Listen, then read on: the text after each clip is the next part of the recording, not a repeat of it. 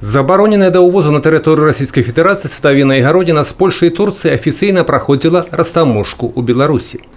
Атрымальнікам прадукцыі значылася адно з прадпрыемстваў Брэсцкай вобласці, кіраўніком і заснавальнікам якога быў грамадзянин Российской Федерации. Только за 2017 и первый квартал 2018 года подобным образом было введено в Республику Беларусь и в последующем реализовано в Российской Федерации более 600 большегрузных 20-тонных автомобилей так называемой санкционной плодовочной продукции. Предприятию были доначислены налоги в сумме, превышающей 1 миллион 600 тысяч рублей. В отношении директора предприятия и иных должностных лиц Кобринским межрайонным отделом финансовых расследований возбуждено уголовное дело.